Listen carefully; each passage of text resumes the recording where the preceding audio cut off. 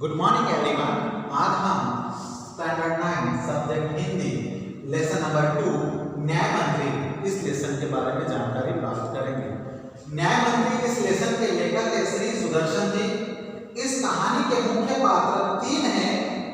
एक परदेसी अर्थात सम्राट अशोक, शिशुपाल एक ब्राह्मण परिवार से बिलोंग करता है और वो न्याय मंत्री है। पहरेदार की और उसमें हत्या बताई जाती है। ये सारा का सारा लेसन एक पहरेदार की हत्या की जाती है उसके ऊपर से आधारित है। तो हम सीधा लेसन देखते हैं। संध्या का समय था, चारों ओर अंधकार फैल चुका था। ऐसे में किसी ने बाहर से घर का दरवाजा खटखटाया। तब शिशुपाल ने घर के अंदर से पूछा, कौन है? ब्राह्मण शिशुपाल ने थोड़ा सा दरवाजा खोलते हुए पूछा। ब्राह्मण जो व्यक्ति थे शिशुपाल, उन्होंने पूछा कि आप कौन हो? तब उन्होंने जवाब दिया, मैं एक परदेसी हूँ। बाहर से आवाज आई, मैं एक परदेसी हूँ। क्या मुझे रात काटने के लिए स्थान मिल जाएगा और मुझे यहाँ पर रात भर रुकने के लिए मिलेगा? तब जैसे ही शिशुपाल ने पूरा दरवाजा खोला, उनके सामने एक नवयुवक खड़ा था। उन्होंने मुस्कुराकर कहा, यह मेरा सौभाग्य है। और जैसे ही नवयुवक दरवाजे के सामने खड़े पाए, तब शिशुपाल जाकर बोले कि ये मेरा सौभाग्य है, मैं बड़ा नसीब वाला हूँ कि आज मेरे घर कौन पधारे हैं? अतिथि पधारे हैं। अतिथि के चरणों से यह घर पवित्र हो जाएगा। और आज मेरे घर में अतिथि आए, मेहमान आए हैं, उनके चरण से मेरा घर क्या हो जाएगा? पवित्र हो जाएगा। आइए पधारिए। ऐसे बोल के शिशुपाल परदेसी को अर्थात राजा सम्राट को वो अपने घर में लेकर जाते हैं। जैसे ही शिशुपाल ने पूरा यह मेरा सौभाग्य है और आप मेरे घर में पधारे हो, इसके लिए यह मेरा सौभाग्य है। अतिथि को लेकर शिशुपाल घर में गए और उनका आदर सत्कार किया और उसको चाय नाश्ता जो भी है आदर सत्कार के साथ उन्होंने अतिथि के साथ उन्होंने व्यवहार किया। फिर दोनों उस समय की देश की अवस्था पर बात करने लगे और राजा सम्राट के राज्य में क्या चल रहा है उसके संदर्भ में दोनों बात करने लगे। शिशुपाल ने कहा, आजकल बड़ा अन्याय हो रहा है। और परदेसी से शिशुपाल ने कहा कि आजकल बड़ा अन्याय हो रहा है, परंतु परदेसी इस बात से सहमत नहीं था। जो परदेसी था अर्थात अशोक सम्राट था, वो उनके बातों से सहमत नहीं थे। वह बोला, दोष निकालना तो सुलभ है और किसी के अंदर दोष देखना जो है आसान बात है, कोई सरल काम है, परंतु कुछ करके दिखाना कठिन है। परंतु यदि हम दोष दिखाने में सीधी उंगली उनकी तरफ दिखा देते हैं, परंतु उस बात को अच्छे करना बहुत कठिन बात होती है। शिशुपाल बोले, अवसर मिले तो दिखा दूं कि न्याय किसे कहते हैं। यदि मुझे अवसर मिलता है तो मैं आपको बता दूं कि न्याय किसे कहते हैं। तो परदेसी बोलता है, तो आप अवसर चाहते हैं? शिशुपाल कहता है, हाँ अवसर चाहता हूँ। दोनों में वार्तालाप होती है, दोनों में बातचीत होती है देश के ऊपर। फिर कोई अन्याय नहीं होगा? तब शिशुपाल कहता है, बिल्कुल नहीं होगा। कोई अपराध दंड से न बच पाएगा। और कोई अपराध करता है, कोई गुनाह करता है, तो शिशुपाल कहते हैं कि मेरे से कभी कोई बच नहीं पाएगा। परदेसी ने मुस्कुराकर कहा, यह बहुत कठिन काम है और किसी को उचित न्याय देना है, अपराधी को दंड देना है और जिन्होंने अपराध नहीं किया है उसके पक्ष में बातें रखना, यह कोई साधारण बात नहीं है, बहुत कठिन काम है। ब्राह्मण के लिए कुछ भी कठिन नहीं है। और शिशुपाल कहता है कि ब्राह्मण के लिए कोई भी काम कठिन नहीं है। मैं न्याय का डंका बजाकर दिखाऊंगा और यदि मुझे अवसर मिलता है तो यह न्याय जो है, न्याय व्यवस्था जो है, इसके ऊपर मैं खरा उतरूंगा। परदेसी धीरे से मुस्कुराए पर कुछ न बोले। और जो परदेसी थे, राजा अशोक जो थे, वो मुस्कुराए पर कुछ भी नहीं बोले। फिर कुछ देर बाद वे सो गए और कुछ समय बाद वो अपने कमरे में जाकर सो गए। सुबह उठकर परदेसी ने शिशुपाल को धन्यवाद देकर उससे विदा ली और परदेसी के पास वह जो परदेसी थे वहां पर शिशुपाल आए और परदेसी ने शिशुपाल से क्या किया? विदा ली। कुछ दिनों बाद शिशुपाल के घर कुछ सिपाही आए और उन्हें दरबार में ले चलने के लिए कहा। उस दिन बीत गए कुछ समय बीत गया। उस समय बीतने के बाद सिपाही आते हैं राज दरबार से और वह शिशुपाल को बुलावा भेजते हैं। शिशुपाल साम गए कि क्या कारण होगा कि मुझे राजा बुला रहे हैं। वे समझ नहीं सके कि सम्राट ने क्यों बुलाया है। वो समझ नहीं पाए कि सम्राट अर्थात राजा ने मुझे क्यों बुलाया है। कहीं उसे परदेसी ने तो सम्राट से झूठी सच्ची शिकायत नहीं कर दी, और जो मेरे पास परदेसी आया था उन्होंने मेरे बारे में कुछ झूठी मूठी कुछ बातें तो नहीं बता दी होगी। दरबार में पहुंचकर शिशुपाल का कलेजा धड़कने लगा, और जैसे ही दरबार में पहुंचे तो शिशुपाल का कलेजा धड़कने लगा। देखा कि परदेसी ही सम्राट अशोक है, और जैसे ही उन्होंने सिंहासन पर बैठे व्यक्ति को देखा कि जो मेरे पास परदेसी आए हैं वही कौन थे, राजा सम्राट अशोक थे। सम्राट बोले, ब्राह्मण देवता, मैं आपको न्याय का अवसर देना चाहता हूं। और अशोक ने शिशुपाल से कहा, अर्थात राजा ने शिशुपाल से कहा कि हे ब्राह्मण देवता, मैं आपको न्याय करने का एक अवसर देना चाहता हूं, आप तैयार हैं? पहले तो शिशुपाल घबराए, फिर बोले, यदि सम्राट की यही इच्छा है, यदि राजा की इच्छा यही है तो मैं ये करने के लिए तैयार हूं, तो मैं तैयार हूं। बहुत ठीक, कल से आप न्याय मंत्री हुए और मैं प्रसन्न हूं।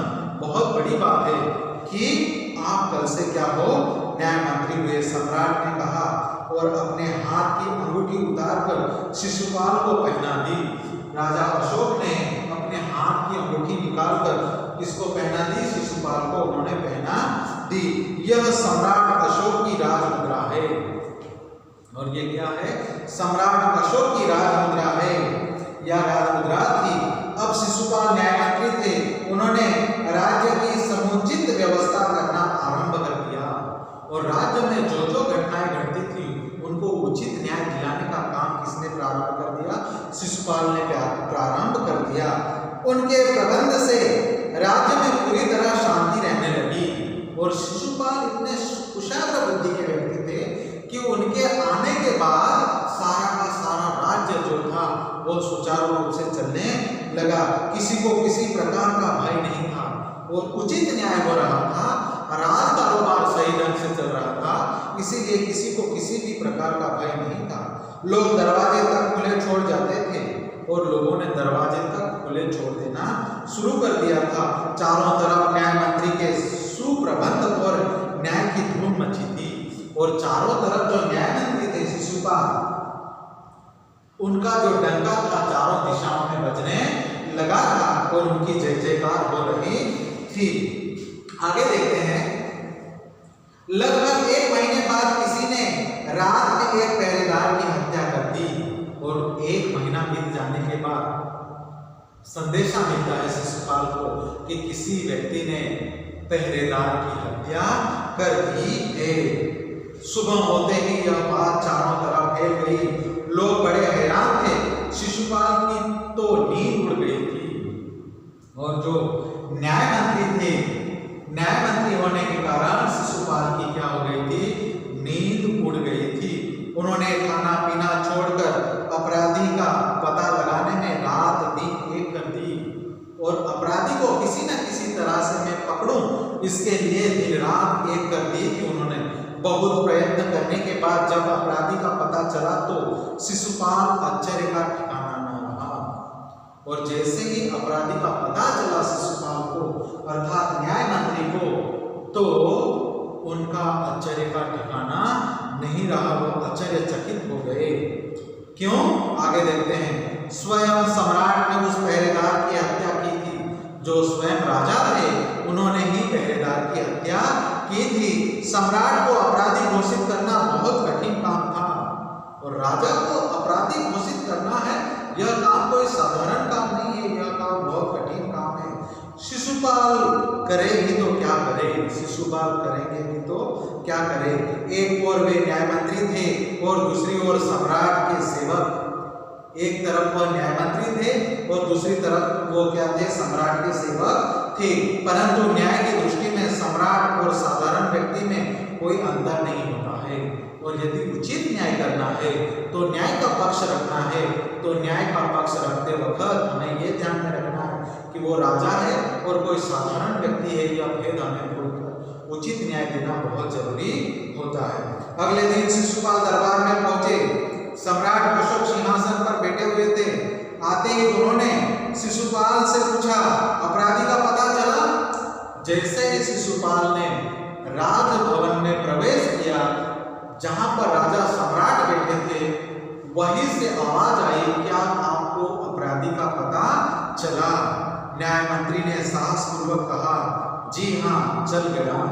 जी मुझे पता चल गया है। तो फिर उसे उपस्थित करो। न्याय मंत्री ने कुछ रुके, फिर अपने उच्च अधिकारियों को संकेत करते हुए बोले, धर्मवीर, इन्हें गिरफ्तार कर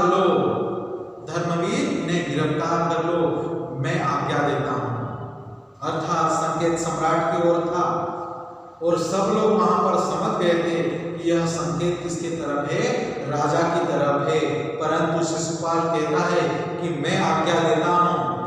संकेत सम्राट की ओर था। दरबार में निस्तब्धता छा गई और दरबार में सारे के सारे मंत्रीगण शांत हो गए। सम्राट का चेहरा क्रोध से लाल हो गया। वे सिंहासन से खड़े हो गए और बोले, इतना साहस शिशुपाल से? राजा अशोक कहते हैं कि इतना साहस आपका?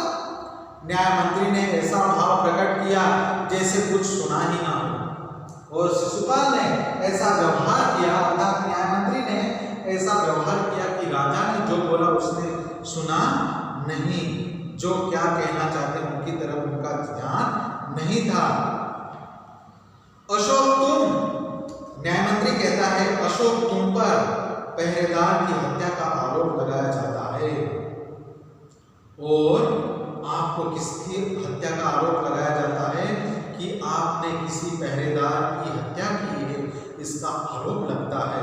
न्याय मंत्री ने इसे भाव प्रकट करते हुए कहा, राजा के हाथों में हथकड़ी पड़ गई और राजा को हथकड़ी पहना दी। न्याय मंत्री ने कहा, अशोक तुम पर पहरेदार की हत्या का आरोप लगाया जाता है, तुम इसका क्या उत्तर देते हो? राजा से उन्होंने किससे? परदेश के अर्थात राजा से न्याय मंत्री ने अर्थात शिशुपाल ने पूछा कि आप क्या कहना चाहते हो, क्या उत्तर देते हो? सम्राट होठ काट कर रह गए। न्याय मंत्री ने फिर पूछा, तो तुम अपराध स्वीकार करते हो? न्याय मंत्री ने राजा से कहा कि आप अपराध स्वीकार करते हो? चुपचाप राजा होठ काट कर रह गया और हाँ, मैंने उसे मारा था। राजा शांत होकर कहता है कि जी हाँ, मैंने उसे मारा अवश्य है, परंतु वह उदंड था। वो कैसा था? उदंड था। सम्राट का उत्तर था, वह उदंड था, शैतान था, बदमाश था। परंतु न्याय करने का अधिकार जो है मुझे है। वह उदंड था या नहीं? तुमने एक राज कर्मचारी की हत्या की है, वह अपराधी था या नहीं? परंतु आपने क्या किया है? इस राज्य के एक राज कर्मचारी की हत्या की है। तुम अपराधी हो। तुम्हें मृत्यु दंड दिया जाता है और तुम्हें मृत्यु दंड की शिक्षा दी जाती है। न्याय मंत्री ने निर्णय दिया। सभा में सन्नाटा छा गया। न्याय मंत्री का निर्णय सुन सम्राट ने सिर झुका लिया। वे तो स्वयं शिशुपाल की परीक्षा में सफल हो गए थे और राजा ने परीक्षा लेनी चाहिए किसकी? शिशुपाल की, और उसमें शिशुपाल खरे उतरे। उसकी परीक्षा में वो सफल हुए। सम्राट का हृदय ऐसे व्यक्ति को पाकर गदगद हो गया और सम्राट ने ऐसे व्यक्ति को प्राप्त किया, पाया, इसके लिए वो आनंद विभोर हो गए। उसका हृदय गदगद हो गया। तभी न्याय मंत्री का संकेत पाकर एक कर्मचारी सम्राट अशोक की सोने की मूर्ति लाकर उपस्थित कर दी। उसी जगह पर राजा की एक सोने की मूर्ति बनाकर वहां पर उपस्थित कर दी। न्याय मंत्री ने खड़े होकर कहा, सज्जनों, यह सच है कि मैं न्याय मंत्री हूँ और यह भी सच है कि अपराधी को दंड मिलना चाहिए, परंतु अपराधी और कोई नहीं है, स्वयं सम्राट है, स्वयं अपने राजा है। शास्त्रों में लिखा गया है राजा को ईश्वर का रूप माना जाता है। शास्त्रों में बताया गया है कि जो राजा होता है वो ईश्वर समान होता है और ईश्वर का रूप माना गया है, इसीलिए उन्हें ईश्वर ही दंड दे सकता है। इस इसीलिए उन्हें भगवान ही दंड दे सकता है। अतएव मैं आज्ञा देता हूं कि सम्राट को चेतावनी देकर छोड़ दिया जाए और राजा को सचेत करके चेतावनी देकर उनको क्या किया जाए, छोड़ दिया जाए और उनके स्थान पर इस सोने की मूर्ति को फांसी पर लटका दिया जाए। इनके जगह पर, राजा के जगह पर उनकी सोने की मूर्ति को फांसी पर लटका दिया जाए, जिससे लोगों को शिक्षा मिले और जिससे लोगों को शिक्षा मिले, राजा हो या रंग, सारे लोगों को क्या है, दंड भुगतने का अधिकार समान रूप है। अर्थात यदि कोई बड़ा व्यक्ति गलती करता है तो भी वो दंड का पात्र है और कोई छोटा व्यक्ति गलती करता है तो वो भी दंड का पात्र है। न्याय मंत्री का न्याय सुनकर लोग जय जयकार कर उठे।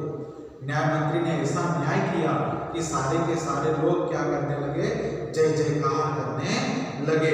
सब लोग चले गए तो शिशुपाल ने राजमुद्रा सम्राट अशोक के सामने रख दी और बोले, सब लोग राजभवन से चले गए और शिशुपाल ने अपने हाथ में जो अंगूठी थी वो अंगूठी निकाल कर राजा के सामने रख दी और बोले, महाराज यह राजमुद्रा वापस ले लो, मुझसे यह बोझ नहीं उठाया जाएगा और मुझसे यह अपराध, यह बोझ उठाया नहीं जाएगा।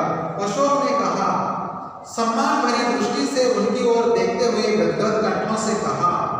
राजा अशोक ने शिशुपाल की तारीफ की, उसकी वंदना की, उसकी सराहना की। आपने मेरी आंखें खोल दी है, आपने मेरी आंखें क्या की है, खोल दी है।